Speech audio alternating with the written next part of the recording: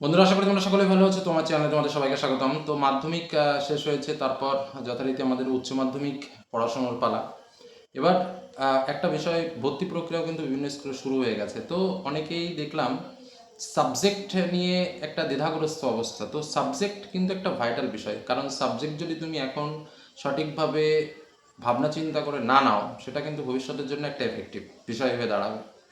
কারণ এই দুটো বছর তোমার জীবনের অনেক অনেক কিছু কিন্তু পরিবর্তন করে দিতে পারে। যে কারণে এই দুটো বছরে যে 5টা সাবজেক্ট, সেই সাবজেক্টটা তুমি চুজ করবে, সেটাও কিন্তু একটা ভাইটাল। দেখো, আমাদের জীবনের অনেক রকম উদ্দেশ্য আছে। কারোর উদ্দেশ্য হলো যে না স্যার, কোনো মতে একটা উচ্চ মাধ্যমিক পাস করে একটা সার্টিফিকেট হাতে রেখে দেবো। কারোর উদ্দেশ্য স্যার উচ্চ মাধ্যমিক পাস করবো, তারপরে বিভিন্ন প্রফেশনাল কোর্সগুলো করব। কারো বা উদ্দেশ্য স্যার উচ্চ মাধ্যমিক পাশের পরে আমরা বিভিন্ন গভর্নমেন্ট জবের জন্য পরীক্ষায় বসবো বা একটা সরকারি চাকরি বাকরি ট্রাই করব। আবার কারো ইচ্ছে স্যার বিভিন্ন কলেজ লাইন বা টিচিং লাইনের দিকে আসবো। আমাদের অনেক রকম অ্যাম্বিশন, এক একজন ছাত্রছাত্রী এক রকম থাকে। তো আমাদের প্রথম কথা হচ্ছে আমাদের অ্যাম্বিশনটাকে বুঝে নেওয়া, যে আমরা ভবিষ্যতে কী হতে চাই। তো যার যেরকম সে সেইভাবে সামনের দিকে এগোবে। আমি আজ এই মুহূর্তে যেটা বলছি সেটা হচ্ছে দুটো বিষয়। একদম শর্টকাটে আমি বলি টিচিং প্রফেশনের কথা, কারণ বর্তমানে টিচিং প্রফেশনের অবস্থা সত্যিই খুব একটা স্ট্যান্ডার্ড জায়গায় নেই, স্বীকার করছি, খুবই খারাপ জায়গায় আছে। জানি না ভবিষ্যতে কী হবে। যদি পজিটিভ দিকে যায় অবশ্যই সেটা মঙ্গলজনক ব্যাপার, আর যদি নেগেটিভ দিকে যায় তাহলে তো আর বলার মতো অপেক্ষায় নেই। তাহলে সেক্ষেত্রে আমরা যে সাবজেক্টটা নিয়ে আমাদের ভালো লাগে সেই সাবজেক্টটা নিয়ে সামনের দিকে কীভাবে এগোবো, সেই সাবজেক্টের উপর বেশি পরিমাণে আমরা টাইম দেব, এবং অন্যান্য যে সাবজেক্টগুলো আমরা চুজ করবো সেটা যেন স্কোরিং সাবজেক্ট হয় সেদিকে লক্ষ্য রাখবো, যাতে আমরা কলেজে ভালো চান্স পেতে পারি, ভালো কলেজে চান্স পেতে পারি এবং ভালো মার্কস আমরা ক্যারি করতে পারি উচ্চ মাধ্যমিকে। আর যারা ভবিষ্যতে, একদম শর্টকাট আমি বলবো, বেশি লং ভিডিও আমি করবো না, মনে করছো যে আমি বিভিন্ন গভর্নমেন্ট জবের জন্য কাটবো, কোনো স্পেশাল টিচার মিচার হ্যানা তেনা এসবের কিছুর মধ্যে আমি যাব না, কিন্তু বিভিন্ন গভর্নমেন্ট জব যেগুলো রয়েছে আমি সেইগুলোর দিকে যাব। সেক্ষেত্রে আমি তোমাদের জন্য স্পেশাল 3-4টে সাবজেক্ট বলছি, যে তিন চারটে সাবজেক্ট তোমার থাকলে তোমার জবের ক্ষেত্রে ভবিষ্যতে খুব হেল্পফুল হয়ে উঠবে। কী কী সাবজেক্ট?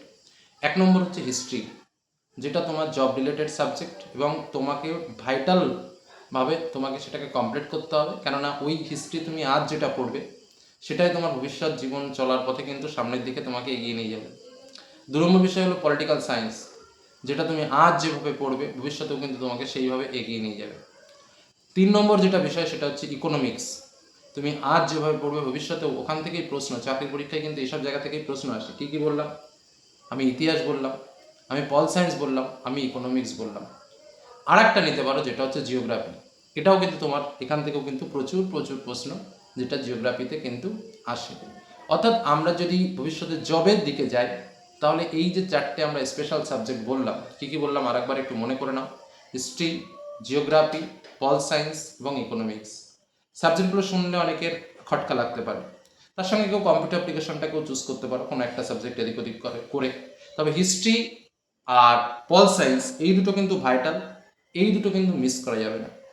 কারণ যে কোনো সার্ভিস পরীক্ষাতে, তুমি গভর্নমেন্ট সার্ভিস পরীক্ষাতে যখনই যাবে, একটা কথা মাথায় রেখো, এই দুটো জায়গা থেকে তুমি প্রশ্ন পাবেই পাবে, এবং সেই পরিমাণটা অন্তত 10 থেকে 20 মার্কের ওপরে কিন্তু এখান থেকেই প্রশ্ন পাবে, যে 100 মার্কের প্রশ্ন হোক না কেন।